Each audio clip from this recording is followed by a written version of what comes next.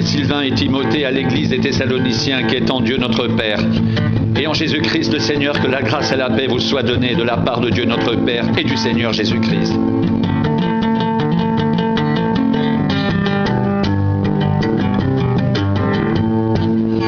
Nous devons à votre sujet, frères, rendre continuellement grâce à Dieu, comme cela est juste.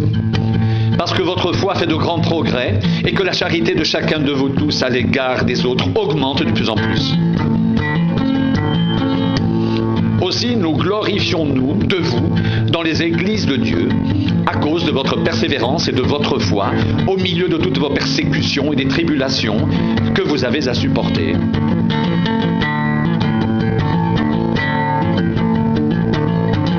C'est une preuve du juste jugement de Dieu, pour que vous soyez jugés dignes du royaume de Dieu pour lequel vous souffrez, car il est de la justice de Dieu de rendre l'affliction à ceux qui vous affligent, et de vous donner, à vous qui êtes affligés, du repos avec nous, lorsque le Seigneur Jésus apparaîtra du ciel avec les anges de sa puissance au milieu d'une flamme de feu, pour punir ceux qui ne connaissent pas Dieu et ceux qui n'obéissent pas à l'évangile de notre Seigneur Jésus.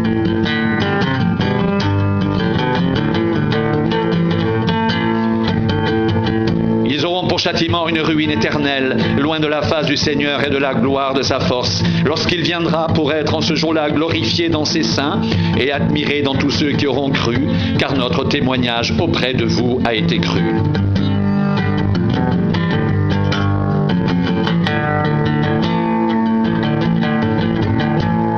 C'est pourquoi aussi nous prions continuellement pour vous, afin que notre Dieu vous juge digne de la vocation et qu'il accomplisse par sa puissance tous les desseins bienveillants de sa bonté et l'œuvre de votre foi, pour que le nom de notre Seigneur Jésus soit glorifié en vous et que vous soyez glorifiés en lui selon la grâce de notre Dieu et du Seigneur Jésus-Christ.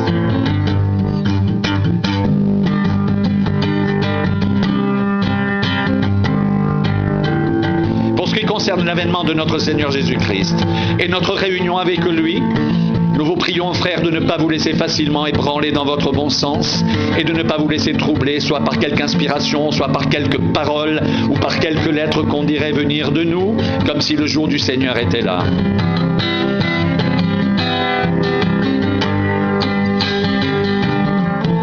Que personne ne vous séduise d'aucune manière. Car il faut que l'apostasie soit arrivée auparavant, et qu'on ait vu paraître l'homme du péché, le fils de la perdition, l'adversaire qui s'élève au-dessus de tout ce qu'on appelle Dieu ou de ce qu'on adore, jusqu'à s'asseoir dans le temple de Dieu, se proclamant lui-même Dieu.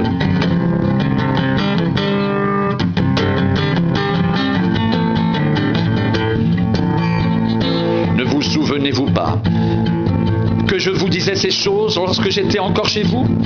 Et maintenant vous savez ce qu'il retient afin qu'il ne paraisse qu'en son temps. Car le mystère de l'iniquité agit déjà. Il faut seulement que celui qui le retient encore ait disparu. Et alors paraîtra l'impie que le Seigneur Jésus détruira par le souffle de sa bouche et qu'il anéantira par l'éclat de son avènement. L'apparition de cet impie se fera par la puissance de Satan, avec toutes sortes de miracles, de signes et de prodiges mensongers, et avec toutes les séductions de l'iniquité pour ceux qui périssent, parce qu'ils n'ont pas reçu l'amour de la vérité pour être sauvés.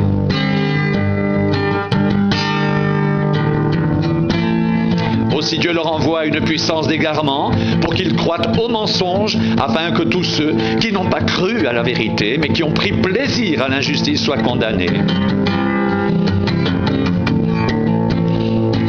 Pour nos frères bien-aimés du Seigneur, nous devons à votre sujet rendre continuellement grâce à Dieu, parce que Dieu vous a choisi dès le commencement pour le salut, par la sanctification de l'Esprit et par la foi en la vérité. C'est à quoi il vous a appelé par notre évangile, pour que vous possédiez la gloire de notre Seigneur Jésus-Christ. Ainsi donc, frères, demeurez fermes et retenez les instructions que vous avez reçues, soit par notre parole, soit par notre lettre. Que notre Seigneur Jésus-Christ lui-même et Dieu notre Père, qui nous a aimés et qui nous a donné par sa grâce une consolation éternelle et une bonne espérance, console vos cœurs et vous affermisse en toute bonne œuvre et en toute bonne parole.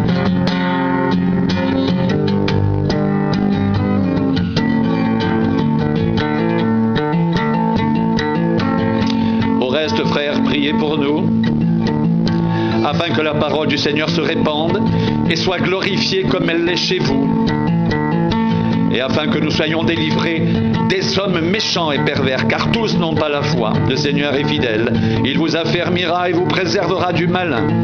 Nous avons à votre égard cette confiance dans le Seigneur, que vous faites et que vous ferez les choses que nous recommandons. Que le Seigneur dirige vos cœurs vers l'amour de Dieu et vers la patience de Christ.